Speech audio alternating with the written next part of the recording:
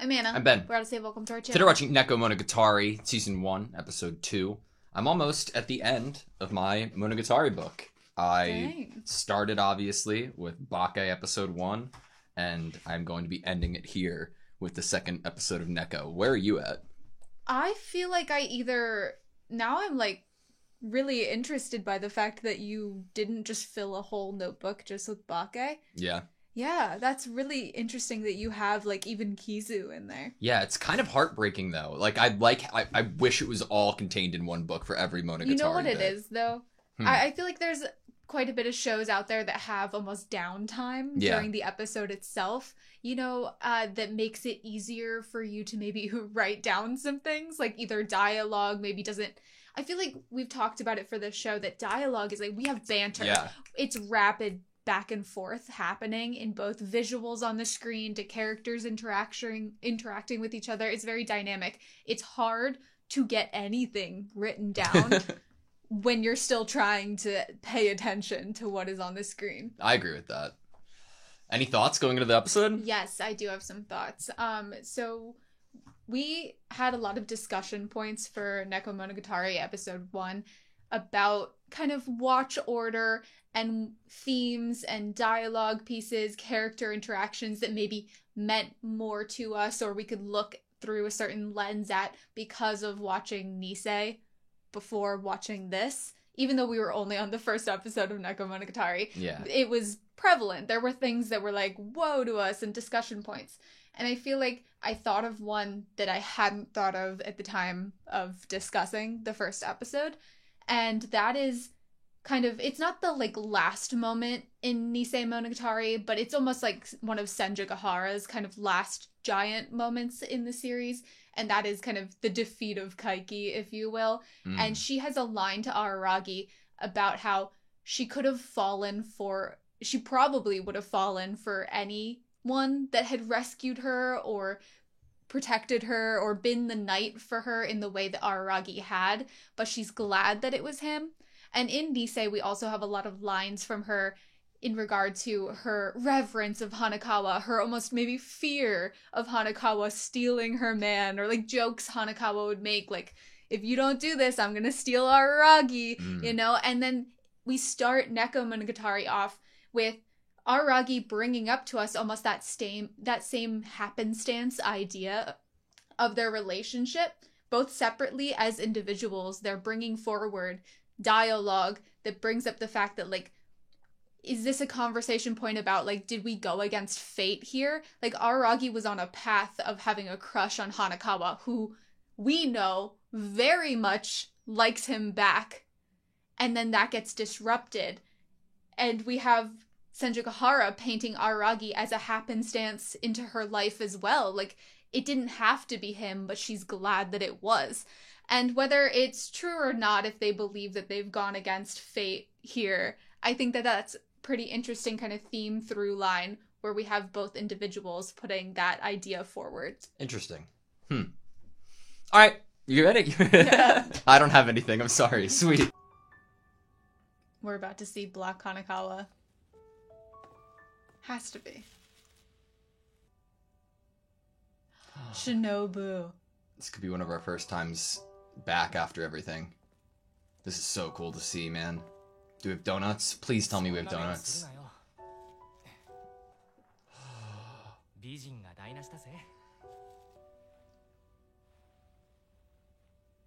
Whoa. Did you see how the holes were colored in as if... that idea that they're still open, if you will.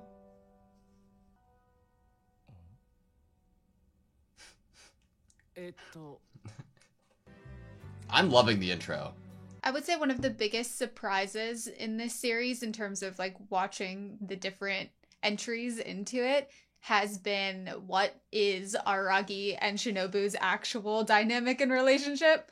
I feel like Bake Monogatari gives you so many question marks, or you maybe don't even pay attention as much to what is the history between these two here until maybe certain scenes later on in the series. And then Kizu comes out. I'm enjoying the order that we're being given their dynamic. I think that it's kind of crazy that just coming with Bake, the way that Shinobu made her presence was enough, and now I'm like, holy shit. I want to see their dynamic immediately after Kizu, and now I'm kind of getting to a little bit. Because obviously, I'm up to date. We've seen it in Nisei, and at the end of Nisei is like the biggest show of it. I feel like Nisei is closer to Kizu's dynamic. いや、でもまさか。それでも彼女は誇り高き吸血鬼だ。そんな彼女がだよ。ドーナツの方に気が向いている。そんなことがあるわけ。夢を壊した。 It's like a Powerpuff Girl.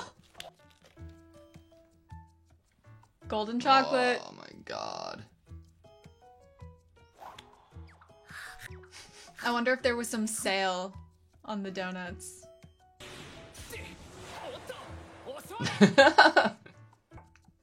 Oh my god.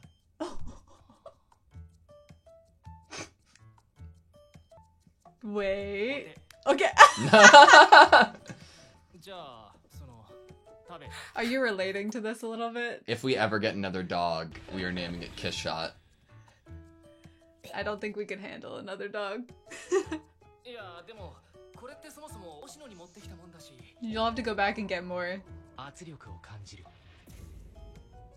Is it working? 僕が今押しつぶされそうなのは罪悪感の方でかもしれない。この吸血鬼幼女がこんな生活を強いられているのは、やっぱり僕の責任なのだから。あれだけよく笑っていたくせに、今や不機嫌そうな仏頂面を浮かべるのみ。That's the same still for Bake. わかったよ。全部お前にやるさ。じゃあ3回回ってワンと言え。Beautiful! 喋らないのはやっぱり喋らないか。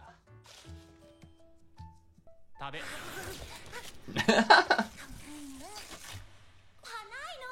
の輪っか状の食べ物マジでまゆ。まさに甘みの詰まった指輪の宝石箱じゃ。今喋ったか。Nope. You imagined it. なんだ、幻聴か。何やってんだよ、アララギくん。アララギくん。あんまり吸血鬼ちゃんをいじめ。 My man, you're back! Well, you didn't leave yet. To us, he's back. 春休み以来ずっと思ってたことなんだけど、こいつなんだか精神まで幼くなってないか。ああ、そりゃ仕方のないことだよ、アララギ君。吸血鬼に限った話じゃない。怪異ってのは言うなら人間の進行でできているね。So now that she's seen as a child, she exists as one? Shaped by the environment's awareness of them. God, I miss them. そこでこの吸血鬼ちゃんだ。この吸血鬼を認識しているのはアララギ君、君だ。まあそれでも一番強く吸血鬼ちゃんが影響を受けるのはアララギ君からだ。確かに僕はこいつのことをどっか8歳児として見てしまっているところはあるけどよ。それでもこの図が僕の期待通りってことはないだろう。 Remember when he said like 5 minutes earlier, I'm the reason you're like this? This is a cool shot. 親の期待、家庭の影響。 Wow. Wow.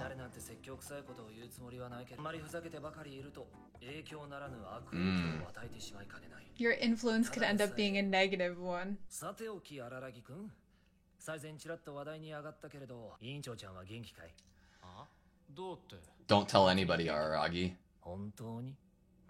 なるほど。 You can't say. You can't say. Oh, I love him. Oh. 言えないようなことが彼女の身に起こったと考えるのが妥当かな。それは心配だね。お前が心配するようなことじゃねえよ。 It will in the future. 余計な口出しはできない。何かあったとしても、それはあいつが一人で助かるだけでしか救われないんだろ。じゃあ追求はしないよ。アプローチを逆にしよう。言えないこと以外の。 Tell me what you can. 僕はうまくかどうかはわからないけれど。 Not so cleverly omitting things.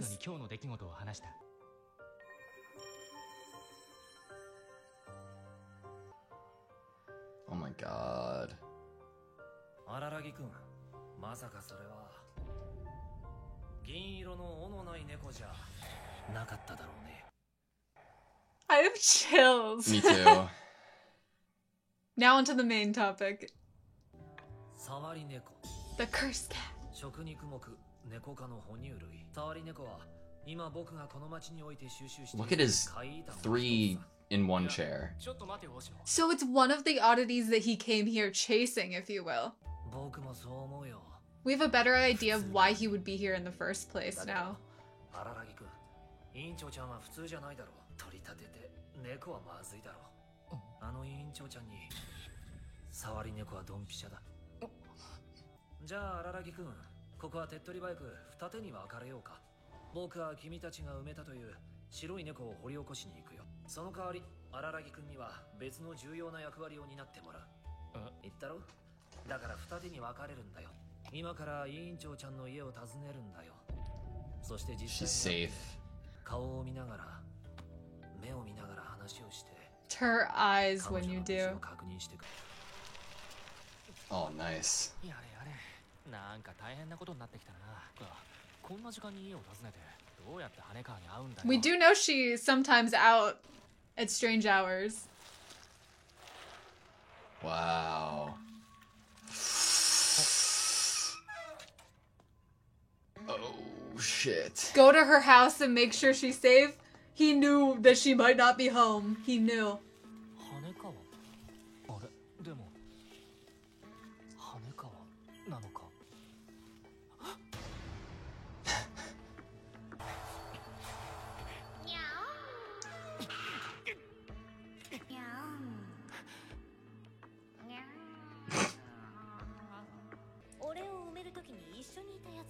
Oh my When god. she buried me.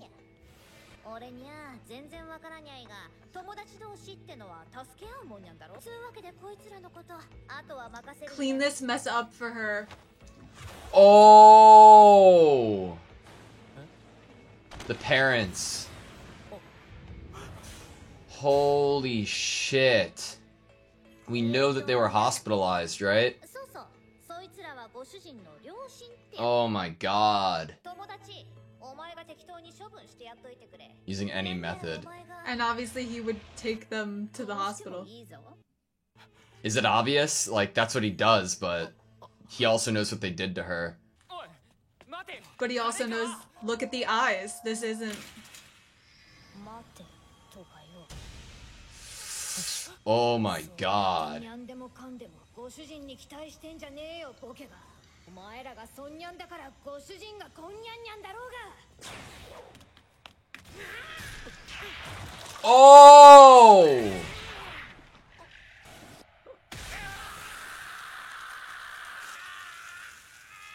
Like bathing in red. 騒ぐにゃよ。これ Still has it in her mouth. その程度の痛み、ご主人がずっと耐えてきた苦痛に比べれば蚊に刺されたようにゃもんだろうが。ご主人にはもう俺がいる。だからお前はいらにゃい。両親も友達も誰もいらにゃい。ご主人自身 Even Or herself. even herself. いらにゃい。まずは地球にも匹敵するスケールのストレスから解放してやるところから始めよう。 Jesus.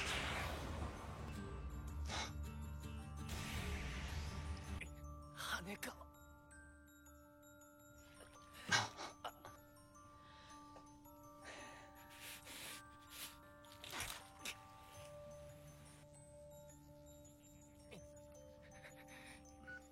触り猫が去った後の僕が第一にしたことはとっちらかった状況の後始末である。まずは救急車の呼び出し。 See, he dragged them, 本来ならば住宅街の道路に血液で打ち水をしてしまったというシチュエーションの処理 cleaned に it up. 用の水とデッキブラシが必要となってくるけれど、まかれた僕の血は完全に蒸発しきって血液の蒸発などに疑問を覚えることはもとよりない。春休みには見飽きた光景だ。むしろその血の蒸発にやけに時間がかかった事実に対し、 Mmm. 僕はここで疑問を覚えてもよかったはずなのに。 I love that his arms on the chair for support while it お目覚め heals. かい荒木君。随分とお寝坊さんだね。 Hopefully you did good on your side, Oshino. 僕12時間以上寝てたのか。そのまま死んじゃうんじゃないかと思ったよ。 Damn.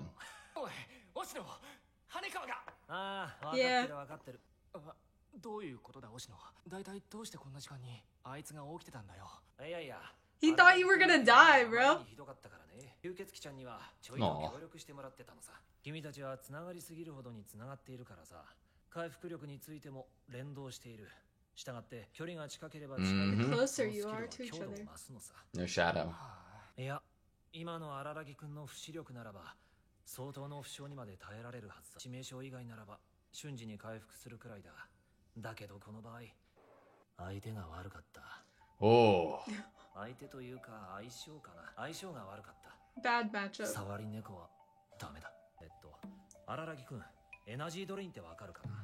エナジードレイン。だけど別にそれが吸血鬼の1000倍特許ってわけでもない。つまり僕は左腕を引きちぎられると同時に不死力までも引きちぎられていたってこと。触り猫には触られたらそれでアウトなんだ。それで触り猫か。 Caress you. Oh, Makes you cool. think of like a cat kind of weaving between your legs. これは僕の言い方が悪かったな、荒木くん。相性が悪かったっていうのは荒木くんとの相性って意味でさ、別に能力的に触り猫が吸血鬼に匹敵するという意味じゃないよ。触り猫も吸血鬼にとってはただの雑魚だ。雑魚。荒木くんは吸血鬼ちゃんに血をあげた直後で、そりゃいくらかは吸血鬼化しているんだけれど、あくまでも人間。怪異そのものに勝てるわけがない。怪異そのもの。荒木くんに教えてもらった猫ちゃんのお墓を軽く話してみたけれどさ、何も埋まっていたいはおよそ最悪だね。 Worst case scenario. Pretty much. とはいえ、怪我の経過自体は順調のようだ The ね。 fact that he still まだ feels 中には繋が something. りきってないっぽいけれど、これが Ooh, not fully attached on the inside. まあ、彼女にとっても荒木くんに死なれたら困るだろう。一昼付き添うくらいのことは当然なんだけどね。それでもありがたい話だよ。栄養源としての僕を必要としてくれてるってことは、あいつが少なくとも Oh. 生きようとしてくれてるってことなんだからさ。 Love that. そういう意味じゃないんだけどね。 Aww. あ Aww. まあいいや。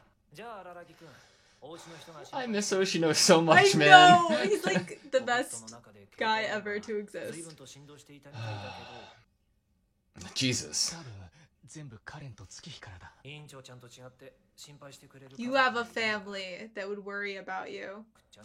Damn, how much did God. Oshino gather from what wasn't said? こんな怪我は何でもない。羽川があんなことになってるのに、すごすご帰れるはずがないだろう。すでに状況は開始されてしまっている。ここから先はプロの仕事だ。素人の、まして未成年の出張る幕じゃないんだよ。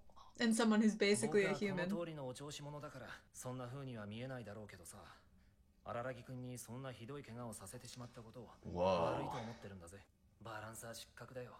As a 僕はセ balancer. オリーを無視してポリシーに反したことをしてしまった。君が今回受けた被害はかなりの割合で僕の落ち度だ。親御さんに申し訳ない。荒木くんはここまでで十分に役割を果たしたんだ。 This is so interesting. 荒木小弓くん、ここから先君にできることは何もない。 Like, think about hearing this, but we've already seen Bake. This is so cool. 気持ちの問題じゃない。技術の。 Oh. Skill and ability. 強いて言うなら、この僕の邪魔をしないことこそが君の大切な仕事なのさ。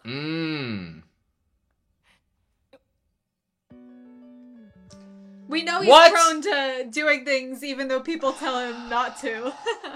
That was a mean place to end the episode. God, seeing the parents, man. I didn't realize it was two bodies at first, Because of the way they were depicted. especially during the carrying. Like how the shot we were getting of her when we first kind of came upon Black Hanakawa, it looked like there was only one body Yeah. in her hands. It's impossible to say. It's just, it would be an alternate reality. But I think I am enjoying this series much more than I would if I had started with this. Like, if I didn't watch Bake first, I don't think I would be enjoying Neko this much. I think that my point about Shinobu earlier kind of is exactly that too. 予告幻聴じゃ義死という生体反応がある。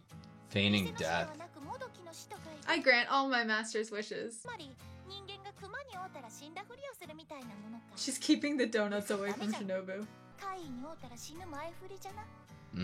But still showing that Shinobu can win in the end. Okay, that was Nekomonogatari, episode 2. Right off the bat, I missed Oshino so much. I really did, and I wanted him back in a future way, you know, like a present tense way chronologically. But this is amazing. The language that he uses is always so fascinating, and it's all based off of him being that, like, balancer, right? And it applies to everything, and when it doesn't, it means more. We get the idea brought up in Bake. We've known it for quite a while about oddities existing, right? Oddities are creatures built from the ground up by human beliefs. That was interesting enough, but something that you and I think both latched onto was a line from Oshino in regards to what also happens with an oddity, and that being they're shaped by the environment's awareness of them. And Shinobu, there's only one person really who is aware of her at the moment, and he is viewing and treating her in this childlike state. It's so interesting because you're like, my mind after watching Nisei and then being reminded of family, the missed phone calls, the line about you have family who cares about you unlike her. Whoa. And then I know, but then thinking about how it's like how he We're not speed running this discussion, bro. How he perceives Shinobu and acts towards her. It's so interesting, but it's also like high key kind of sad to go back to Shinobu here. Like we to this version of her, if you will. Yeah, and I am so happy we get to see Donut origin, right? And the whole dog sequence was everything. But as the person who trained one of our dogs, the other dog I was in charge of, and she knows nothing. Yeah, but it was super cool. Like, it was one of those questions or, like, fan servicey things that I'd always want to see, and I'm glad that we got it. But damn, there's so much in regards to Oshino and Hanakawa that I don't know how it's going to happen this series in the next 2 episodes. I'm sorry. My mind's everywhere. I keep being like, oh, I want to talk about that too.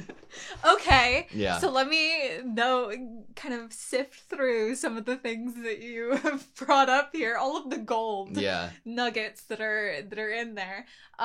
So you brought up. Obviously, you brought up one of our favorite dialogue pieces in this, which was like shaped by the environment. And like 5 minutes earlier, basically before Oshino enters the room, we have Araragi having a line that shows that it is funnier now that we get him actually becoming aware of the maybe more complexities to what he's saying. But he says like something along the lines of, "It is my fault that you are the way that you are," to Shinobu. And then once Oshino enters the room, it's like, well, yeah, in a lot of ways it's your fault that she's the way that she is. Yeah. So that's funny. And then I feel like I definitely want to talk on, I said it very briefly, and then you brought it up again, kind of the order of events of how we get to know Shinobu and her kind of impact, or how much she's on the screen, what is her personality like when she is across the different Monogatari series. I feel like it's more fun to not know anything about Shinobu at first.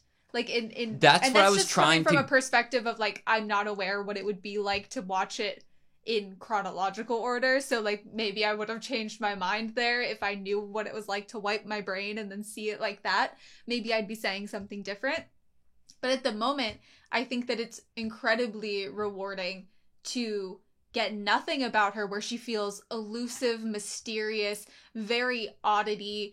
We don't know what her and Araragi's kind of actual dynamic is. They feel very distant. I remember watching Bakemonogatari, especially like the first chunk of it, and feeling like there was this really weird tension between them. There was this isolation to Shinobu, like this random kid in a corner. There was mystery surrounding it. There was a lot of question marks. At one point, I was kind of even like, why are they talking like there's not a little kid curled up in the corner in the room now? Yeah. You know? And I think that then to go into Kizu, we get this vision of this little girl in the corner that we know nothing about, to this beautiful vision of a vampire in Kizu, you know? No, that's what I was trying to get at when I was like, it's kind of sad. Like, when I'm thinking about how I watched Bake, if I watched Bake chronologically, I think that I'd be like, and I like had the Kizu information and now the Neko information, I'd be like,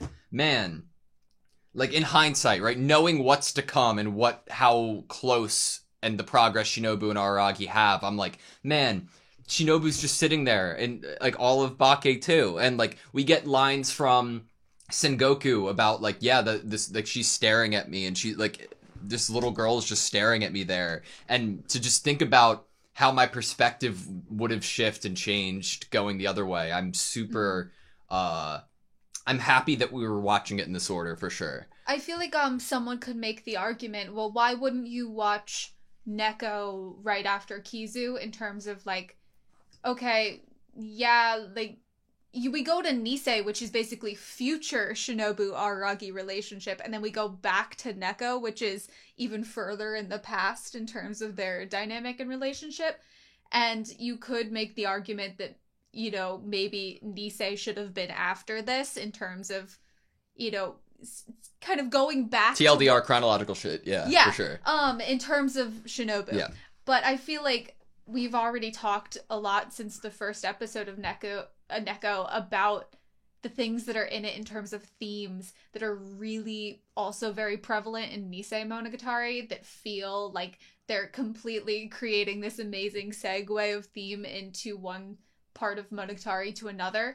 And I'm going to bring up a line that you kind of dropped into the discussion already with the idea of family. I feel like getting the glimpse into Araragi's family that we do, the real actual dynamic, because in Bake and Kizu, you know, we get even this idea that he's created this not very close relationship with his family. We have this beautiful scene of like, oh, he doesn't want to be home with his sisters, and so he's in a park, you know, by himself. This idea that he wants to be distant from them, and we can interpret that like he doesn't like them, or he doesn't want to be close, or they aren't close. And then in Nisei, and then even in the first episode of Neko Monogatari, we're like, no, they have a close relationship. They do. Yeah, but like it's that traditional more sibling relationship and dynamic for sure. But it's still prevalent, and it's that line that you said of like, you have family that would worry about you. Yeah, you have family that cares about you, unlike Hanekawa. One of the things that I was really interested in was like the power dynamic of Araragi and Shinobu and what it means to be in the middle ground that they are as a vampire. And that was a lot of intrigue I first had at the start of Bake, and that intrigue kind of like it was replaced with like what the interesting series and themes that were being explored in front of me, and now I'm getting it like in such fascinating ways. Like we get the idea that Araragi's blood evaporates, right? We get the idea then that it is evaporating slower this time around. That's then answered with Oshino giving us the information that the closer the two are to each other, the closer the factors of those healing abilities and being a vampire are, you know, amplified. To think about that and where we're at in the series with Araragi and Shinobu now, and it gives me such a sense, like, there was a line that was telling us that Araragi can die, right? Like, if it's a fatal wound, and I feel so scared for Araragi now, even though I know nothing happens to him, because I feel so safe with where he is at the end of Nisei. Like, Shinobu is literally his shadow at the end of Nisei, and they're always permanently close to each other, which, I mean, brings up the line here that is, like, they will heal faster the closer that they are to each other, and when we get that's so literal with that hit. She's literally in his shadow. They're literally getting to a point in their relationship where they are both like, we're in it together. We are living together. Yeah. Because something happening to you hurts me and vice versa. And we're in this really effed up situation together. So we're going to be side by side at all times. I thought that, the conversation that Araragi had with Oshino about Hanekawa and what he was able to tell him throughout the entire day was super fascinating. Because at the end of the episode with Oshino and the perspective he has about like her family, unlike Miss Class Rep, you have a family that worry about you. How much has Oshino gathered from Kizu and then what was just talked about without talking about her dad hitting her, that he already has this amount of information to say something like this, you know? He also says something that shows that he has a lot of information, which is that the cursed cat and that being the oddity that Hanakawa meets up with is literally worst case scenario perfect match. Yeah. I wonder, like, I have no idea what's going to happen the next 2 episodes, because as just my initial thought at the end of this episode is like, okay, Aragi's going to lock in and like there's going to be, Aragi's going to be involved, of course, right? He's the protagonist. But at the same time, the cat is something that Oshino came here looking for. It's something that is the complete opposite to what Araragi would be useful right now as a vampire who is able to drain energy. It is a weakness in personality, right? Does that open a door to let the next 2 episodes be more Oshino and Hanakawa focused and not Araragi focused? Because I think that's plausible, but it wouldn't feel like natural almost to see that. We know that from the flashbacks that Shinobu gets involved in terms of being the one that kind of actually deals with Hanakawa at a more physical level.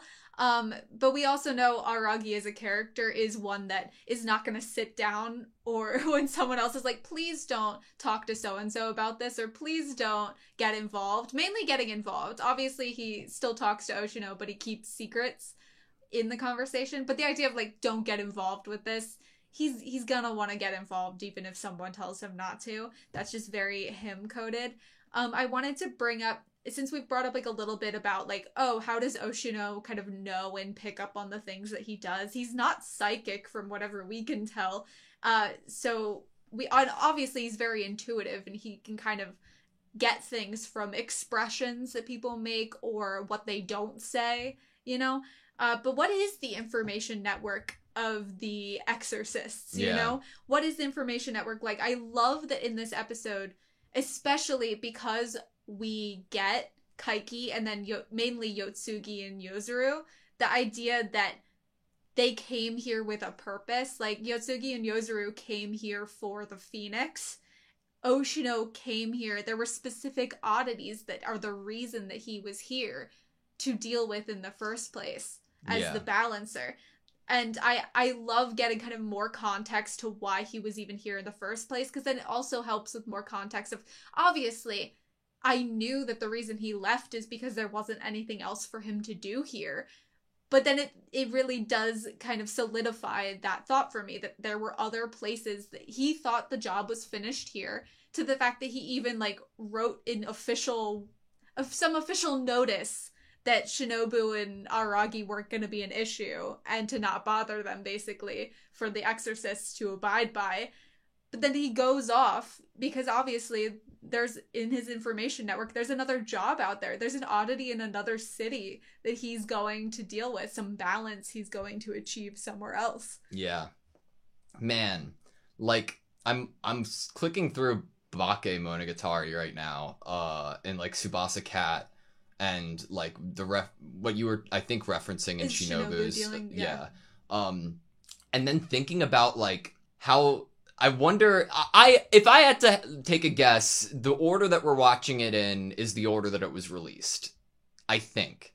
I could be wrong. That's my guess. At the very end of everything, we should look at that. Like, what was the release order? Because we don't know what the release order was. However, like, within that, when we see the cat, right, in Bake Monogatari, even episode 1, she's wearing white. Here, she's wearing black. And that is how Araragi identifies her to begin with. Like, because of the undies. It's super interesting. Like, I just wonder, what vision did you have? You know, like, and like in terms of consistency, like, is there a reason that it's black right now? Are we going to see the change to white that we inevitably saw in the flashback from Bake? I mean, it's not like she only has one pair, you know? Man. But it is called Nekomonogatari Black, so it would make you assume that everything's gonna be black like it was in this episode. What do you think Oshino's interpretation of Hanakawa's situation would be? Like, in terms of, like, balance.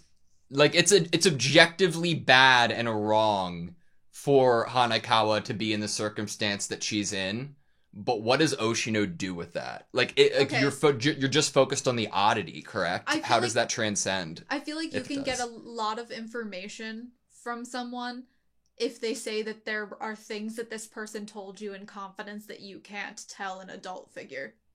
Mm. Like, honestly, Oshino even brings up Aragi's age, that he's a minor, in this episode. So Oshino is, like, then with that line, and he's even saying, like, he owes an apology to Aragi's family as the adult figure here. He's putting himself in this position as an adult figure. And if you think about if you were having a conversation with a kid and they were like, my friend told me something in confidence and I can't tell it to you. Anyone, their first thought is probably going to be on, like, the possibility of abuse. Mm-hmm. Is probably going to be someone's first thought if they hear that there's something that this teenager can't tell them about their friend, about something that they're going through. That is going to be one of the things they're going to think. But what else does Oshino know? What else is he able to figure out through conversations he's had with Aragi? What else is he... Honestly, like, think about it too. Like, when we get Kizu Monogatari, Hanakawa is out at night multiple times interacting with Aragi very close to the cram school. Oshino he's probably even gotten information from the fact that, why does she not want to be home? Why is she out at night in Aragi's bump? Like, Oshino probably notices some of this stuff, He's not oblivious. I'm like, what brought it up to me was like the thought of interacting with the real world problems is Oshino like apologizes to Araragi, right? Mm-hmm. And he can't apologize enough to your family. I disregarded the textbook course of action and did something that went against my policy. I'm really sorry I got you so badly injured. And where does he say that he's the balancer? I'm a failure as a balancer, right? That like immediately brings me back to the last episode of Nisei when we're listening to Yozuru and then the ideologies of Yozuru, the ideologies of Oshino, and then Kaiki. Mm-hmm. And don't get me wrong, I love Kaiki because of that type of like yeah. We fake altruism type shit, like conversation as well. I like it just makes you wonder. We got to see his interpretation of what happened with Senjigahara. It's just an interesting removal from emotions to try to like philosophically find where the middle ground would be. Mm-hmm. And like upon hearing and knowing what Senjigahara went through, he doesn't focus on the horrors of it and all that she had to go through, but is able to look at it more objectively, like, yes, this is what happened, that is why this is the way that it is, this is what would be needed to fix that issue. Mm-hmm. And it's like a removal from that emotional aspect of Araragi, where when he first learned, and even still thinks about what happened to Hanekawa, there's that, like, very real and understandable, like, rage and, like, upset and, like, yeah, why would they do this to her? Like, how is this okay? Why are you justifying this, Hanekawa? When we think about Aragi as a character, like, it's like, oh, of course he's been through so much. I mean, what we see in Kizu, all of the blood that he sheds, if you will, on There's a physical great blood level. moment this episode. Huh? There's a great blood moment this episode Oh, with his arm. when he brings up how much he's, like, seen blood? No, just, like, visually getting to see his arm ripped off and like, then the blood having it in pouring Hanekawa's everywhere. mouth. Yeah, that was sick. But yeah, in a physical sense, he's been through a lot of trauma. I mean, he even brings it up. Like, he's seen so much of his own blood in what has transpired up until this point in the story. But if we also think about it, like, it's hard enough to have one friend or one person you care about that is going through something that's really tough, really traumatic, mental health issues, an abusive family. It's hard enough to, like, as an empathetic person, as a person who loves and cares about someone else that's in front of them that is going through something, it's hard enough to be in that position, and it can be emotionally draining if you're putting all of your effort into, like, maybe you're trying to save them, even though that's maybe not necessarily how things should go. Like, Aragi had a line in this episode that's like, no, I'm not gonna save her. Like, she needs to be the one that, like, saves herself, which is a really interesting line for him to say. But it's not just one person that he is emotionally, like, taken in all of their feelings as his own in order to protect and help them and best serve them as a friend.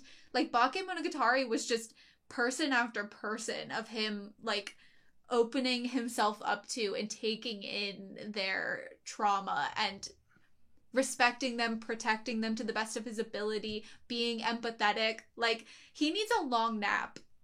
Honestly. He's going through so much. I mean, he did just have a long nap. It was like 12 hours, I think. Oh, he did just have, you're right. Yeah. He did have a very long nap. I think it was maybe more focused on healing physically and not emotionally, unfortunately. But yeah.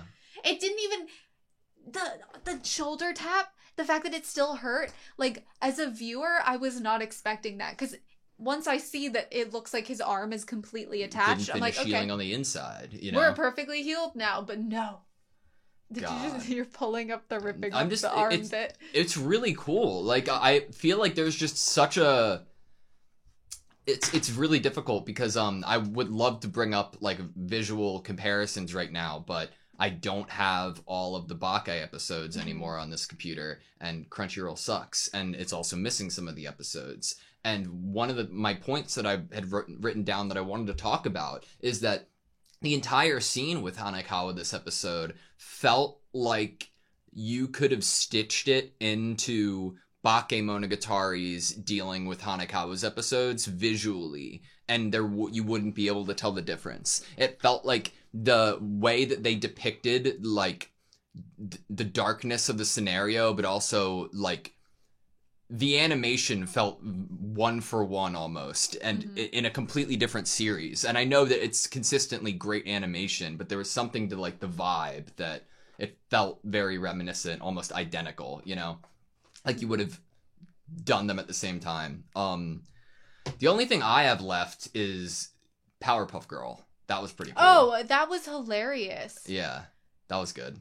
That was really good. I think my last thing, because you had kind of just brought up the Hanekawa scene a little bit more in this episode in terms of how it was depicted visually. It takes me to the line that Oshino said before we even have this interaction with getting to meet Black Hanekawa for the first time, is Oshino is kind of giving advice without being, like, incredibly, like, blunt and literal, you know, before Aragi leaves. And one of the last things he says is, like, look into her eyes when you get there. And we get this shot of, like, obviously cat eyes, but then, oh, you just pulled it up. And that, I feel like this is the moment that Aragi is looking into the eyes. Oh, for sure. And we know what he's seeing because we're obviously seeing it, but it's like, you could interpret this as of, like, you're seeing that it's not actually Hanekawa in front of you, or you can see that this is not someone to be talked to. This is not some creature that you can reason with, you know? There's some bloodlust here, there's anger, there's... Look at the words that came with it. Don't just keep burdening my master with all of your hopes and expectations full. You're, like, so right. There's a difference of where she's at now to where she's at the end of Bakemonogatari in terms of, like, where Aragi's placed. It's interesting. I almost expect to see Hanekawa disciplining Black Hanekawa. I was like, no, do that to my parents. Don't do that to Aragi. No. Which, honestly, that could open the question up of, like, Oshino saying that he should have followed protocol and it was his fault of making a lapse in judgment. Is there anything to open the question of he didn't think that Black Hanekawa would necessarily harm Aragi specifically? That could be something that a lapse in judgment. He could have thought that, oh, well, since this is an entity that is to protect the stress of Aragi's friend, it wouldn't lash out. The at personality Aragi. Conversation comes after the, like, violence happens, so it's interesting. Could be. Cool. Well, that's it for me. All right, thank you guys so much for watching this video. Please like, comment, and subscribe, and we hope to see you next time.